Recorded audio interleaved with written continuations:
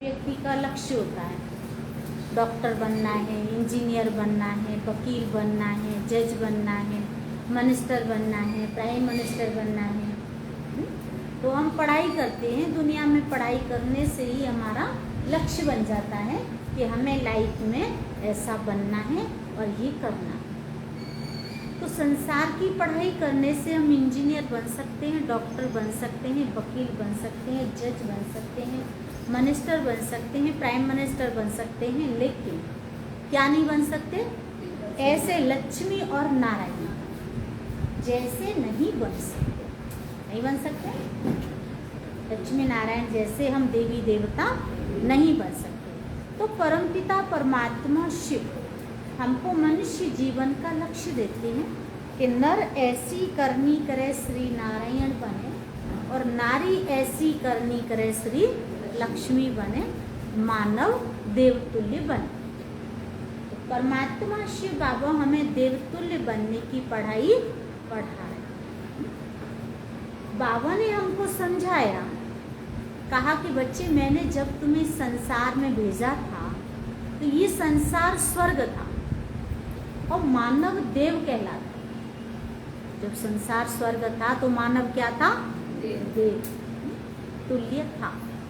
संसार के अंदर एक धर्म था, एक राज्य था, एक भाषा थी, एक कुल था, एक मर्यादा थी और एक ही आदि सनातन देवी देवता धर्म था, जो कि प्राय लोप हो चुका है। आज संसार के अंदर जाति भेद, प्रांत भेद, भाषा भेद, बहुत सारे भेदभाव हो। एक पहेली होती है, हम सुबह से शाम तक यूज करते हैं लेकिन कभी हम उसको हल नहीं करते। वो पहेली क्या है? वो पहेली है कि मैं कौन और मेरा कौन। मैं कौन, कहाँ से आया, क्या लाया, क्या लेके जाना है और संसार क्या है। हम सुबह से शाम तक कहते हैं मेरा घर, मेरे बच्चे, मेरी मकान, मेरी दुकान, मेरी प्रॉपर्टी। तो वास्तव में मैं कौन? अब यहाँ हम हल करते हैं, क्या मैं मकान हूँ, क्या मैं दुकान हूँ? नहीं। क्या मैं हाथ हूँ, क्या मैं पैर हूँ? नहीं। आंसर आता है क्या मैं शरीर हूँ? नहीं। तो मैं कौन? मैं एक चैतन्य शक्ति आत्मा। आत्मा शरीर में है तो हम जीवात्मा कहलाते हैं। यदि आत्मा शरीर में नहीं है तो शरीर हमारा हड्डी मांस का पुतला कहलाता है, जिसको हम कह देते हैं अर्थी, अर्थी जा रही है, ऐसे ही कहते हैं ना। तो वास्तव में आत्मा और शरीर दोनों का आपस में क्या संबंध है? जैसे गाड़ी और ड्राइवर। गाड़ी में ड्राइवर है तो गाड़ी चलेगी। अगर गाड़ी में ड्राइवर नहीं है तो 4 लाख की कार हमारी बेकार बेकार है। कहते हैं चलती का नाम गाड़ी है, नहीं तो ठाड़ी की ठाड़ी। अगर उसमें ड्राइवर नहीं है तो बिल्कुल बेकार है ना। तो अब यहाँ हम समझेंगे कि आप कौन है। You are a soul, I am a soul. मैं एक आत्मा हूँ, आप एक आत्मा। अब वास्तव में आत्मा किसे कहते हैं? प्रश्न उठता है, आत्मा किसे कहते हैं? यहाँ दिखाया है, आत्मा की 3 शक्तियाँ होती हैं। पहली शक्ति है मन, दूसरी शक्ति है बुद्धि और तीसरी शक्ति है संस्कार। तो मन धन, बुद्धि धन, संस्कार, तीनों के समूह को, पुंज को क्या कहते हैं? आत्मा। अब एक और पहेली आती है, एक प्रश्न आता है। आज संसार के अंदर हर इंसान को जीवन में जीवन जीने के लिए किस बात की, किस गुण की अति आवश्यकता है? उत्तर बताएंगे। आज हर व्यक्ति को जीवन में क्या चाहिए? हर व्यक्ति की इच्छा होती है, चाहना होती है कि एक टाइम भोजन मिले तो चलेगा, लेकिन क्या चाहिए? मन की शांति। अब शांति की खोज में हम गुफाओं में, कंदराओं में, पहाड़ों पे जाते हैं, है ना, कि शांति मिल सके। सब जगह ढूंढते हैं लेकिन शांति कहीं हमको प्राप्त नहीं होती। तो शिव बाबा ने कहा बच्चे शांति क्यों नहीं मिलती? क्योंकि शांति तुम्हारी आत्मा का स्वधर्म है, शांति तुम्हारी आत्मा का स्वरूप है, शांति धाम तुम्हारी आत्मा का घर है और शांति तुम्हारे गले का हार। तो शांति रूपी हार हमारे गले में पड़ा हुआ है, लेकिन हम दुनिया में है ना, हमारे पास बहुत पैसा है, हम पैसा लेकर के मार्केट चले जाएं तो क्या वहाँ शांति मिलेगी? है? शांति हम नहीं खरीद करके ला सकते, नहीं ला सकते। सुख चाहिए, सुख के साधन हम इकट्ठे कर सकते हैं और सुख के साधनों से हमें क्षणिक सुख मिल सकता है, क्षणिक शांति मिल सकती है, लेकिन सदाकालीन शांति, सदाकालीन सुख हमको नहीं प्राप्त हो सकता। क्यों नहीं हो सकता? क्यों नहीं हो सकता? क्योंकि हमारी जो आत्मा है, तो आत्मा की जो ओरिजिनलिटी है ना, आत्मा का असली गुण है वो क्या है? हमारी आत्मा 7 गुणों का स्रोत है। आत्मा के मुख्य 7 गुण हैं, इसीलिए जीवन में हर व्यक्ति को 7 बातों की, 7 चीजों की आवश्यकता होती है। जैसे सबसे पहला आत्मा के 7 गुण कोई सुनाएंगे कौन से होते हैं? आत्मा के 7 गुण: शांति, सुख, आनंद, प्रेम, पवित्रता, ज्ञान और शक्ति। हमारी जो आत्मा है वो 7 गुणों का स्रोत है, 7 गुणों का समूह है, 7 गुणों का पुंज है हमारी आत्मा। तो आत्मा में 7 गुण सुषुप्त अवस्था में है, इसीलिए हर व्यक्ति की चाहना होती है तो मुझे शांति मिले, मुझे प्रेम मिले, मुझे ज्ञान मिले, मुझे आनंद मिले। इसके लिए कहते हैं कि रानी के गले में हार पड़ा हुआ था। जब नदी में स्नान करने गई थी तो वो हार स्नान करते वक्त वो गले में आगे की बजाय पीछे चला गया, है ना। अब वो ढूंढने लगी कि हार चोरी हो गया, रानी का हार चोरी हो गया, दुनिया के अंदर ढिंडोरा पिटवा दिया, है ना। लेकिन पता चला वो ड्रेसिंग टेबल के सामने जब गई तैयार होने के लिए तो देखा जी हार तो उसके गले में ही पड़ा हुआ है, लेकिन आगे की बजाय वो पीछे चला गया। और यही हालत आज हमारी हो गई है, हम भी ऐसे ही ढूंढ रहे हैं, है ना। तो परम पिता परमात्मा शिव बाबा कहते हैं शिव शंभू, तो शिव ने स्वयं भूमि पर आकर के और हमको हमारी पहचान दी, हमको बताया कि तुम्हारी आत्मा का स्वधर्म शांति है, तुम्हारी आत्मा का स्वरूप शांति है, आनंद है, प्रेम है, 7 गुणों का स्रोत है। अब हम दुनिया में कहते हैं कि ना घर तेरा ना घर मेरा, चिड़िया रैन बसेरा है, संसार मुसाफिर खाना है। तो अब विचार कीजिए कि जब संसार मुसाफिर खाना है तो हम कहाँ से तो आए और कहाँ हमको जाना। आए थे तो हम क्या लेकर के आए थे, और जब हम इस दुनिया से जाएंगे तो क्या लेकर के जाएंगे, क्या लेकर के जाएंगे, हैं? तो अब इस चित्र के अंदर दिखाया है 3 लोक कौन से हैं और परमात्मा शिव का धाम कौन सा है, कहाँ है। तो पहला है मनुष्य लोक, जहाँ हम सभी शरीर रूपी कपड़े पहन करके कर्म करें। दूसरा है सूक्ष्म लोक, है जब इस दुनिया से हम जाएंगे तो धर्म राजपुरी में लेखा जोखा देंगे, इसको सूक्ष्म लोक कहते हैं। ब्रह्मा विष्णु महेश 3 देवताओं की पुरी। उसके बाद में जो तीसरा लोक है इसको हम परम धाम कहते हैं, निर्वाण धाम कहते हैं, शांति धाम कहते हैं, जहाँ लाल प्रकाश ही प्रकाश है ना। तो कहते हैं आए एक ही घर से और जाना भी एक ही घर, अपने अपने कर्म से हो गए बारे बार। तो आज तक हमने संसार में ऐसे वृक्ष देखे जिनकी जड़ होती है नीचे और शाखाएं होती हैं ऊपर, है ना। लेकिन इस सृष्टि ग्लोब के अंदर आप एक ऐसा वृक्ष देखेंगे जिसकी जड़ है ऊपर और शाखाएं हैं नीचे। ऐसा वृक्ष देखा है कहीं किसी ने? देखा है? नहीं देखा। लेकिन यदि किसी ने यहाँ ऐसा वृक्ष बनाया है तो जरूर उसके पास कुछ लॉजिक होगा, तभी तो बनाया।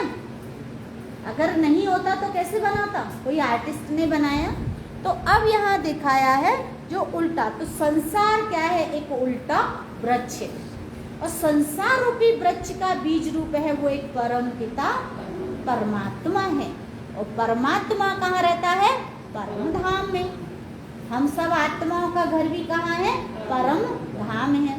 कहते ऊपर से आए हैं और ऊपर ही हमको जाना है।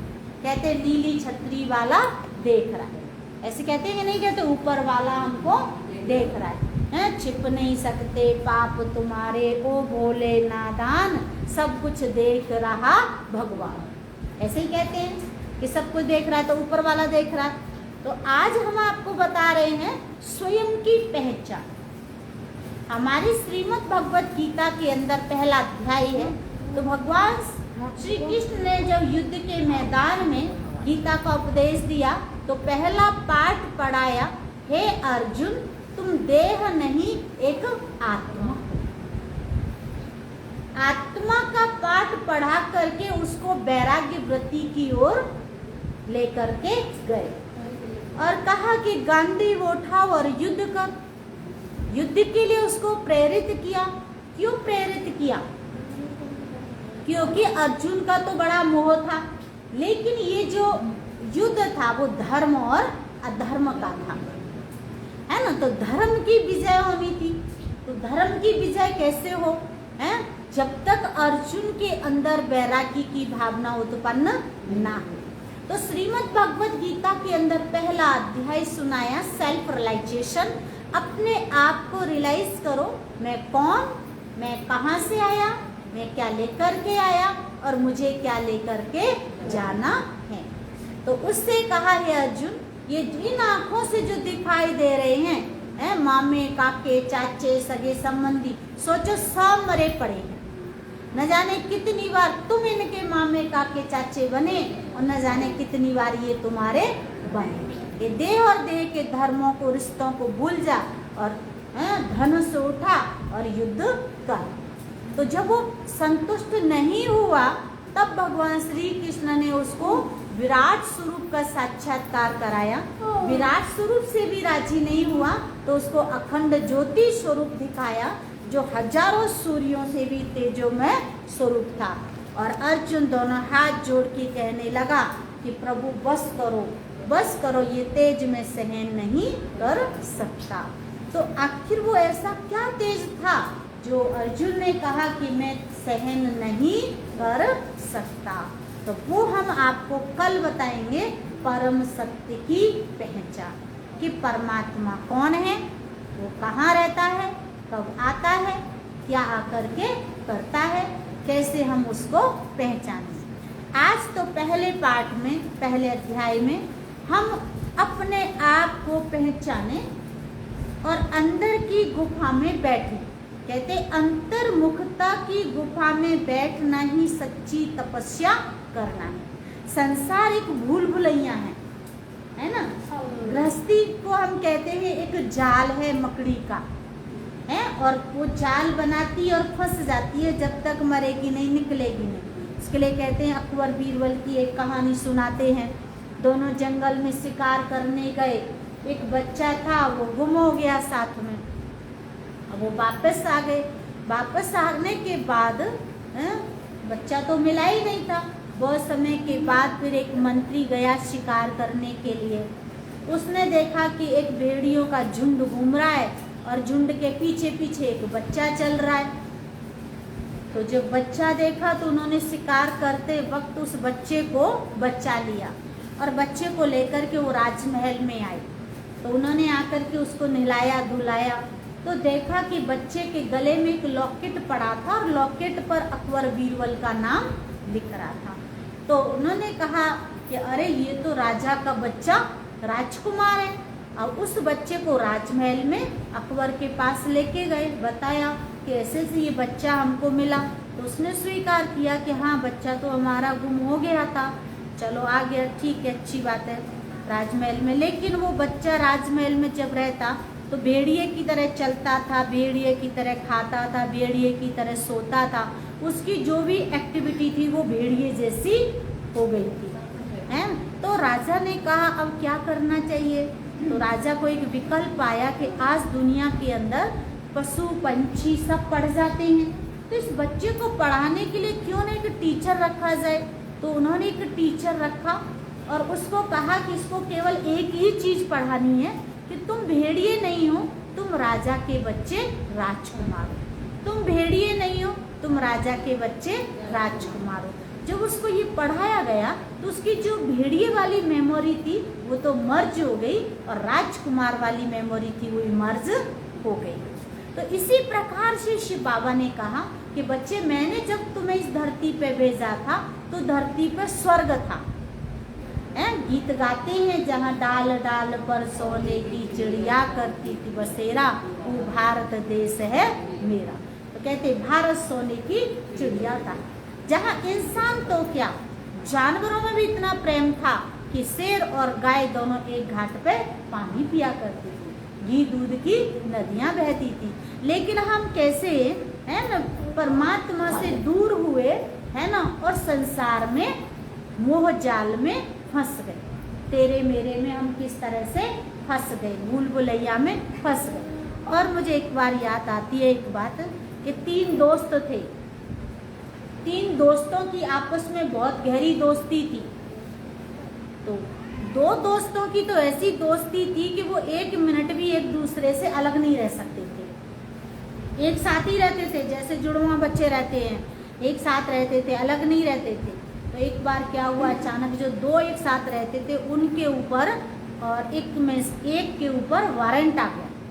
तो जब एक के ऊपर वारंट आया 2 दोस्तों में से, तो उसने दूसरे से कहा जैसे मेरे पास कोई प्रॉब्लम आए तो मैं किसको कहूँगी, जो मेरे सबसे ज़्यादा करीब होगा, क्लोज होगा, जिसको मैं अपना मानती हूँ, उसी से कहूँगी ना कि भाई मेरे सामने हैं भैया जी, माता जी, मुझे इस बात की बड़ी प्रॉब्लम है, क्या आप मुझे साथ देंगी। तो जो उसके साथ 24 घंटे रहता था उन्होंने उससे कहा कि आप मुझे मदद देना। तो ठीक है, अब उसने कहा अपनी पत्नी से कि मुझे और वारंट आया है तो गवाही के लिए कोर्ट जाना है। तो उसकी पत्नी ने उसको मना कर दिया। अब उसने कहा दोस्त में चलता तो था, लेकिन आज मेरी पत्नी ने मना कर दिया, मुझे घर के दरवाजे से भी बाहर निकलने का हुक्म नहीं।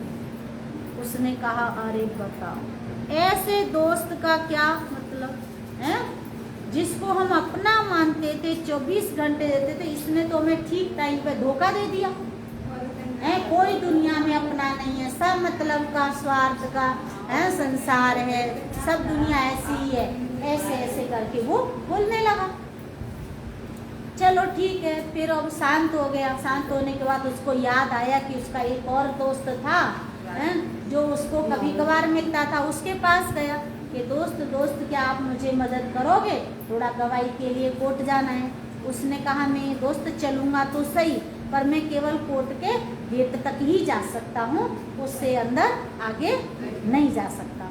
उसने कहा फिर क्या फ़ायदा, अरे कुछ नहीं, बेचारा और दुखी हो गया और पश्चाताप होने लगा, उस पर अपनी ग्लानि आने लगी, है ना। उसके बाद में फिर उसको, पर उसका वारंट है तो उसको तो जाना पड़ेगा कोर्ट, है ना, कोई ना कोई चाहिए।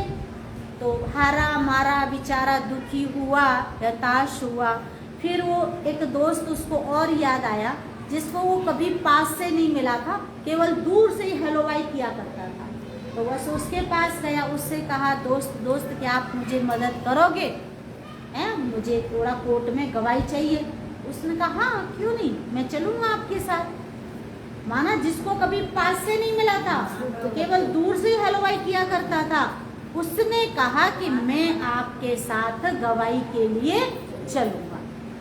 जब कहो जहाँ कहो मैं वहाँ आपके साथ तैयार हूँ, चलूँगा।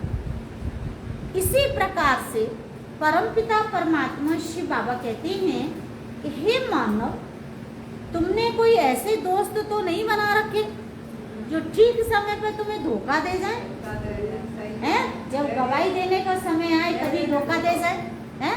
तो हम सबके 3 दोस्त हैं, हम सबके 3 दोस्त हैं। भैया आपके हैं?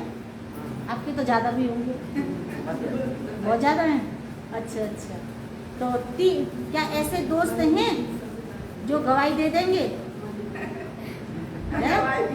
वारंट आ जाए तो गवाही दे दें, ऐसे दोस्त हैं? ऐसे तो नहीं धोखा दे दें। वास्तव में हम सबके वो 3 दोस्त हैं जो सबके साथ हैं। सबसे पहला दोस्त हमारा शरीर है, आत्मा का। सबसे पहले धोखा देगा तो कौन देगा? शरीर देगा। दूसरा दोस्त हमारा कौन है? धन संपत्ति और हमारे सगे संबंधी। तो सगे संबंधी और धन संपत्ति हमें साथ देगी तो कहाँ तक देगी? केवल शमशान घाट तक देगी, है ना। वो भी हमको क्या समझाएंगे, क्या करेंगे? राम नाम सत्य है और सत्य बोलो तो गति है। वो भी यही कहेंगे, सत्य बोलेंगे तो गति है ना। लेकिन फिर बोलने से क्या हुआ? सारी लाइफ तो झूठ बोला, तेरी मेरी की, निंदा चुगली की, है, भगवान का भजन किया ही नहीं, दान पुण्य किया ही नहीं, तीर्थ यात्रा व्रत नियम किया ही नहीं। फिर तुम बुढ़ापे में जा करके, है ना, और मरते दम पर करे तो फिर क्या होगा? फिर तो कुछ याद आएगा ही नहीं, है ना। और तीसरा दोस्त है, वो है हमारा सबका परम पिता परमात्मा। इंसान को संसार में जब कोई सहारा नजर नहीं आता है, तब इंसान भगवान के सामने जाता है। जाता है कि नहीं जाता है? भगवान के सामने जाता है, तब वही परम पिता परमात्मा हमको सहारा देता है, हमारी जीवन की नैया को भव सागर से पार लगा देता है। ठीक है, तो इसी तरह से हम एक परमात्मा के साथ सच्ची दोस्ती करें।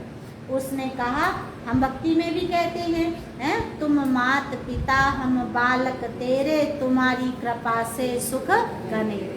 तो वो माता है, पिता है, बंधु है, सखा है, स्वामी है, परम हितैषी है, कल्याणकारी है, पतित पावन। उनके साथ हमारे सारे ही संबंध हैं। उन संबंधों को जोड़ करके हम प्रेम से उसको याद करेंगे, हैं, तो हमारा जीवन सुखमय जीवन बन जाएगा, शांतमय जीवन बन जाएगा। फिर हम कल मिलते हैं इसी समय। ओम शांति।